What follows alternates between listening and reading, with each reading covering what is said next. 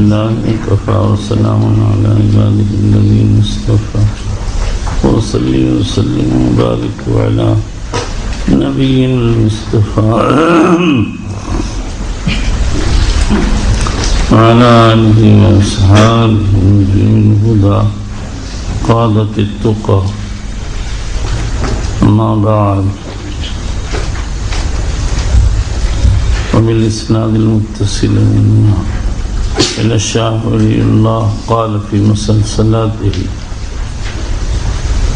الحديث المسلسل بالأولية. قال الفقير ولي الله وفي عنه: حدثني السيد عمر به تجاه قبر النبي صلى الله عليه وسلم، وهو أول حديث سمعته منه. قال حدثني جد الشيخ عبد الله بن سالم البصري قال وهو حديث سمعته منه. قال حدثني الشيخ يحيى بن محمد الشهير بالشامي قال وهو حديث سمعناه منه. قال أخبرنا به الشيخ سعيد بن إبراهيم الجزائري المفتي الشهير بقدورة قال وهو حديث سمعته منه. قال أخبرنا به الشيخ المحقق سعيد بن محمد المقري قال وهو حديث سمعته منه عن الولي كامل أحمد هد الوهراني قال وهو حديث سمعته منه. قال عن شيخ الإسلام العارف بالله تعالى سيد إبراهيم التازي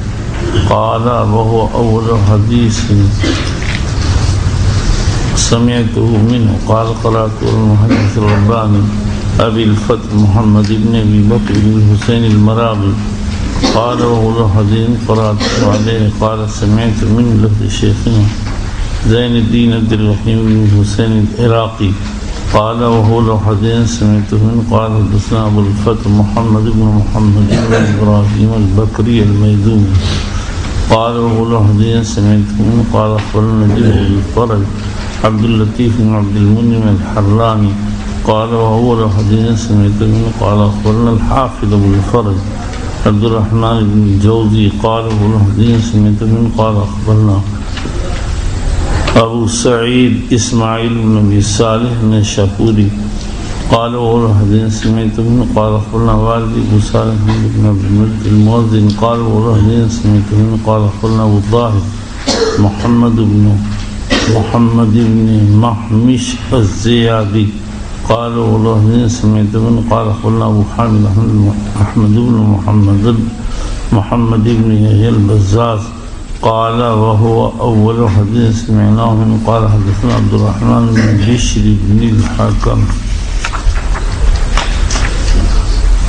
قال وهو حديث سمعته منه. قال أخبرنا سفيان بن عيينة قال وهو حديث سمعته منه عن عمرو بن دينار عن أبي قابوس مولى لله بن عمرو بن العاص رضي الله عنه عن الله بن عمرو بن العاص رضي الله تعالى عنه أن رسول الله صلى الله عليه وسلم قال الراحمون يرحمهم الرحمن تبارك وتعالى يرحم من في الأرض يرحمكم من في السماء. قال زين العراقي هذا حديث صحيح أخرجه أبو داود الترمذي من طريق بإسناده. وقال بالجملة الثانية متابعة عند أحمد الزهائر رحمه ترحم والجملة الأولى شواهدها كثيرة بالصحيحين وغيره. یہ حدیث مسلسل بالاولیت کے نام سے معروف ہے اس لیے کہ ہر تلمید نے اپنے استاد سے سب سے پہلے یہی حدیث سنی ہے. تسلسل بالاولیت کو باقی رکھنے کے لیے اس کو اولاً ذکر کیا گیا.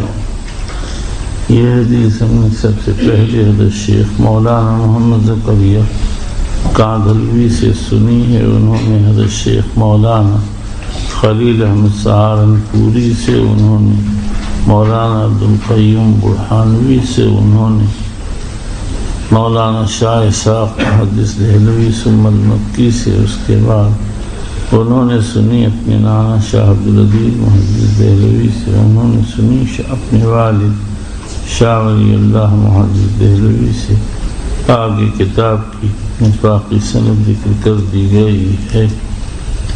اور اسی طرح سے حدیث شریف میں نے کئی مشائخ سے اور سے سنی ہے جس میں احمد قلاش، احمد ابن عبداللہ عدو، احمد ابن محمد ابن عبدالسلام ابن احمد سودانی، احمد ابن عبدالسلام ابن احمد سودانی وغیرہ، اور یہ سبھی لوگ روایت کرتے ہیں علامہ یاسین فادانی رحمۃ اللہ علیہ سے۔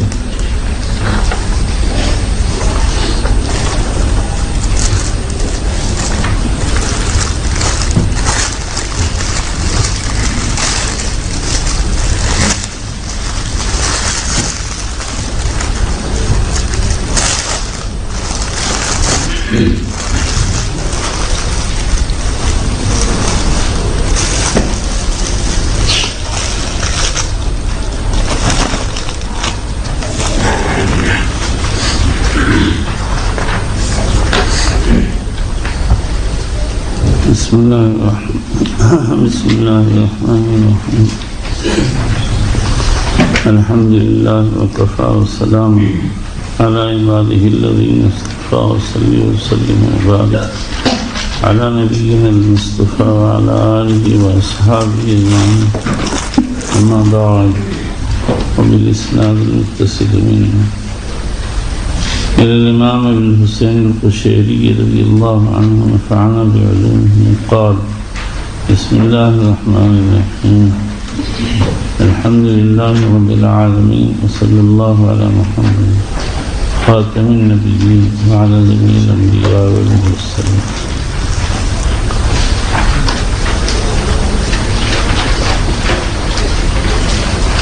یہ دورے کا سال ہے، اس میں 6 کتابیں اصلاً پڑھائی جاتی ہیں، باقی جنہیں متبعاً۔ اس میں سب سے اول درجہ بخاری کا ہے، صحیح بخاری شریف کا ہے، اور دوسرا درجہ صحیح مسلم شریف کا ہے۔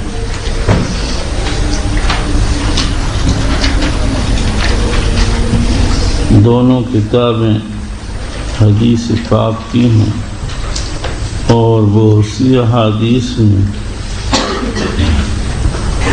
دونوں حضرات شریک ہیں، بلکہ بعض احادیث تو ایک ہی شیخ سے نقل کرتے ہیں۔ حدیث کے متعلق مختصر معلومات آئندہ بیان کی جائے گی، یہاں تو کتاب کے متعلق تھوڑی سی بات تعارف و تفہیم کی غرض سے ذکر کی جا رہی ہے۔ کتاب کے مؤلف امام ابن حسین مسلم بن حجاج ابن مسلم ابن ورد ابن کوشاد نیشاپوری القشیری رحمۃ اللہ علیہ، قشیری بنو قشیر کی طرف نسبت ہے، جو عرب کا ایک خاص قبیلہ ہے۔ حافظ ابن صلاح کی رائے تو یہ ہے کہ یہ نسلی اعتبار سے عربی ہیں، لیکن حافظ ذہبی رحمۃ اللہ علیہ کہتے ہیں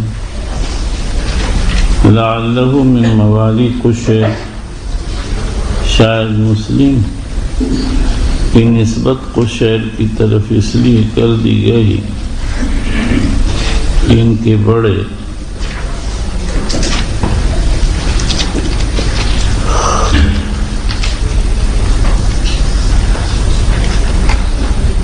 بنو قشیر سے ولا کا تعلق رکھتے تھے، یعنی ان کے آزاد کردہ غلاموں میں سے تھے، یا ہو سکتا ہے آپس میں معاہدہ ہو گیا ہو، حلف کے تعلق کی بنیاد پر ان کو قشیری کہتے ہیں۔ حافظ ذہبی رحمۃ اللہ علیہ نے جو ان کو قشیری نسباً نہیں مانا اور تردد کا اظہار کیا، اس میں غالباً دخل اس بات کو ہے کہ جب ان کا نسب نامہ چلتا ہے تو دادا کے بعد جو نام آتے ہیں وہ فارسی ہیں، نام ورد، گلاب اور کوشاد، یہ خالص فارسی لفظ ہے۔ واللہ اعلم بالصواب۔ امام مسلم رحمۃ اللہ علیہ کی ولادت کب ہوئی ہے؟ متقدمین، حاکم، خطیب، عبد الغافر فارسی وغیرہ نے تو کچھ بھی نہیں لکھا۔ متاخرین کے اس میں دو قول ہیں۔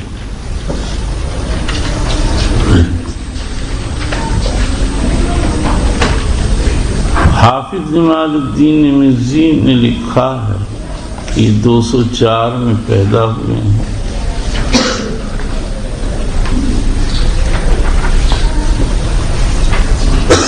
اور یہی حافظ ابن کثیر عراقی وغیرہ کہتے ہیں، سخاوی کہتے ہیں، یہ مشہور ہے۔ اس قول کا مبنی بظاہر دو باتیں معلوم ہوتی ہیں۔ اول تو یہ کہ حاکم نے کتاب المزکین لروات الاخبار میں لکھا کہ حافظ ابو عبداللہ محمد بن یعقوب الاخرم فرماتے تھے کہ مسلم نے حجاج کی وفات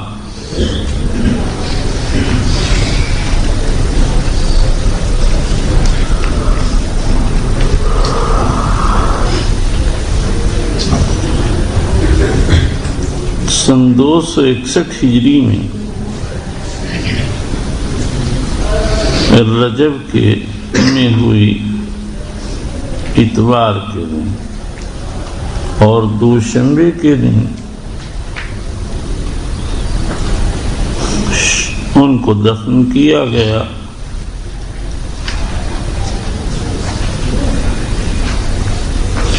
جبکہ رجب کی 5 تاریخیں باقی رہ گئی تھیں۔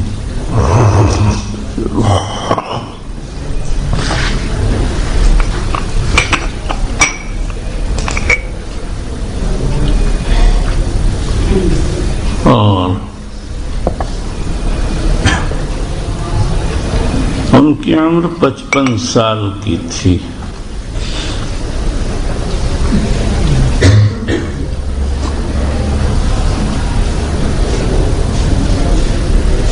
اور دوسری چیز ہے، سمعانی نے لکھا ہے کہ 259 میں ان کی وفات۔ اب اگر یہ تسلیم کر لیا جائے کہ 55 سال ان کی عمر ہے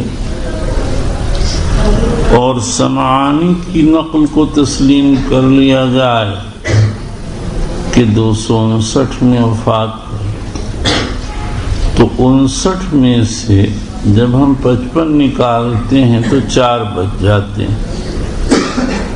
لیکن مشکل یہ ہے کہ جن لوگوں نے بھی ان کی ولادت 204 لکھی ہے، ان میں سے کسی نے بھی ان کی وفات 259 نہیں لکھی۔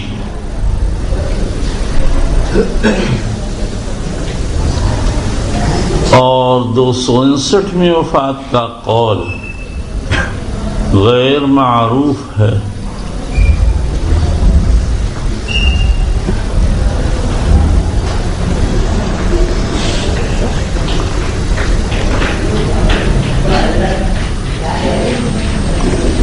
دوسرا قول یہ ہے کہ ان کی ولادت 206 ہجری میں ہوئی ہے۔ اس قول کو حافظ ابو عمرو بن الصلاح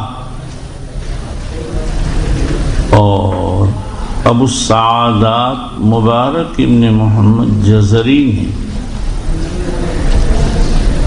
لکھا ہے، اور انہوں نے اس کی بنیاد یہ رکھی کہ ان کی ولادت کے بارے میں، ان کی وفات کے بارے میں مشہور قول 261 کا ہے۔ حاکم نے تاریخ نیشاپور میں ابو عبداللہ ابن الاخرم سے یہی نقل کیا ہے، اور اس کے بعد کہ آنے والے اب سبھی حضرات یہی لکھتے ہیں۔ تو جب ان کی عمر ہم 55 سال تسلیم کر لیں اور وفات 261 مان لیں، تو 261 میں سے 55 نکالنے کے بعد 206 رہ جاتے ہیں۔ بہرحال امام مسلم رضی اللہ تعالی عنہ نے کوئی طویل عمر نہیں پائی۔ ان کی وفات میں 2 قول ہیں، جیسا کہ ابھی کی بات سے معلوم ہو چکا۔ ابن حاکم نے ابن اخرم سے 261 ہجری رجب کی 25 تاریخ ذکر کی ہے، اور یہی اکثر حضرات ذکر کرتے ہیں۔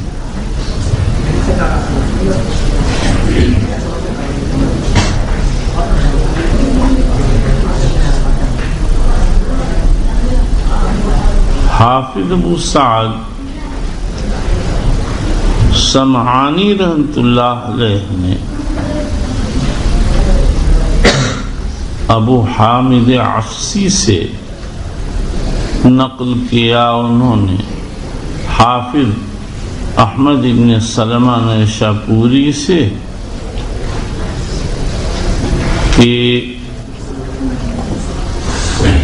میں مسلم کی صحبت میں 27 سال سے سن 27 سے شامل ہوا، یہاں تک کہ سن 259 میں ان کو دفن کر دیا۔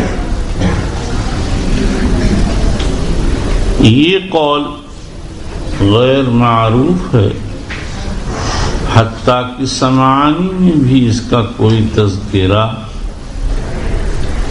مسلم کے ذکر میں نہیں کیا۔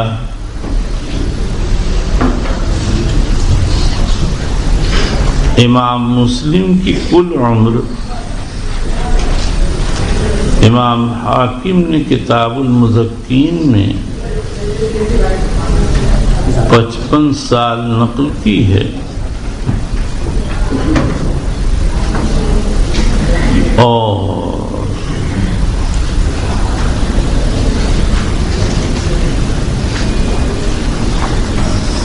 ابن کثیر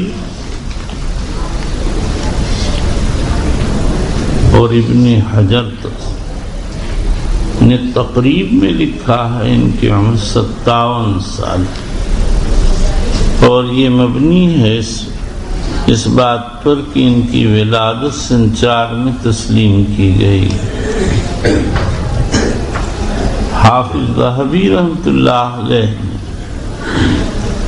بعض جگہ لکھا قارب 60 کے قریب تھے، جس کے تحت 57 سال آ جاتا ہے۔ اور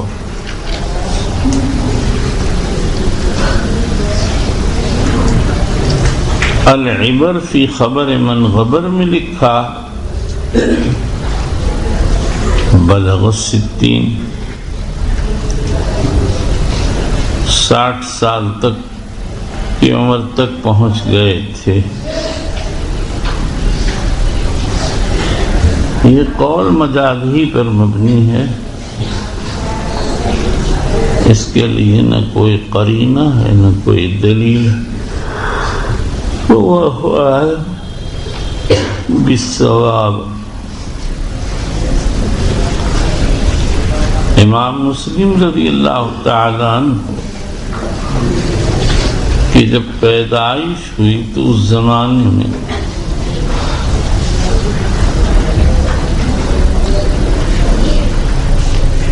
علم حدیث کا زور تھا، ہر شہر و قریہ میں اس کا دسترخوان بچھا ہوا تھا، علماء حدیث آنے والے طلاب کی علمی ضیافت کرتے، حدیثیں سناتے،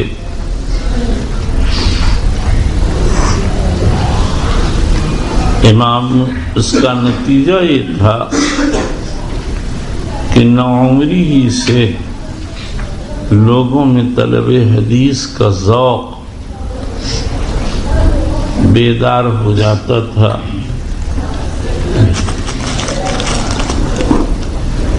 ماحول کا بڑا اثر پڑا کرتا، جیسا ماحول ہوتا ویسے ہی انسان کے اندر صحیح یا غلط جذبات پرورش پانے لگتے ہیں۔ جیسے آج کل کا ماحول آزادی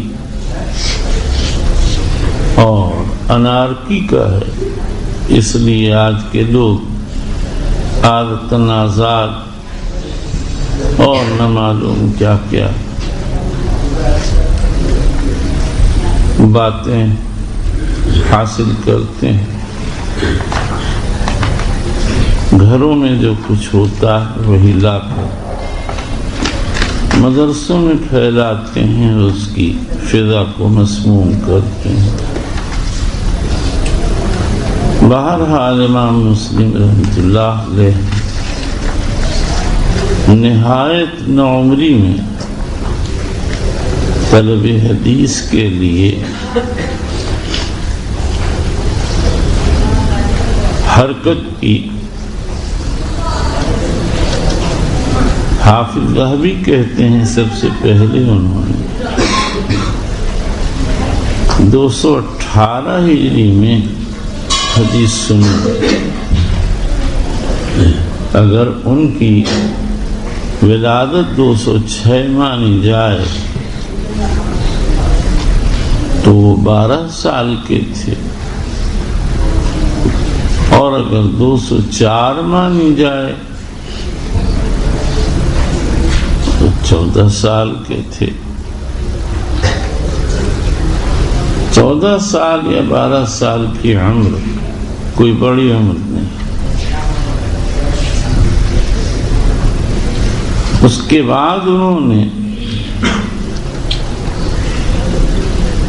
بلاد اسلامیہ مشہورہ کے اسفار کیے، وہاں کے علماء سے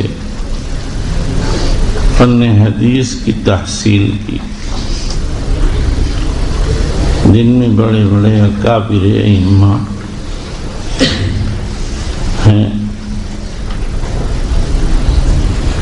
جن کو امام مزی نے تہذیب الکمال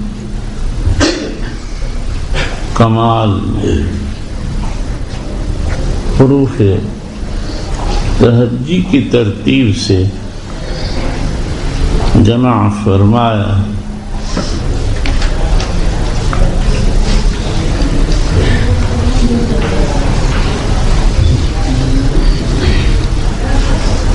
مزی کی تہذیب الکمال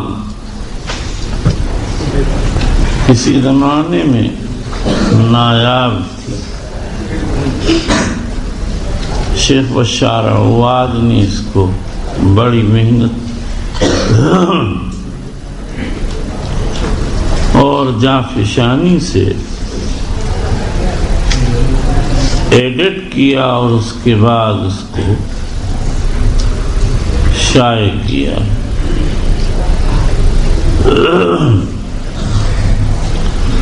2 بار انہی کی تحقیق و تعلیق سے یہ کتاب چھپ کر منظر عام پر آئی اور علماء اس سے مستفید ہو رہے ہیں.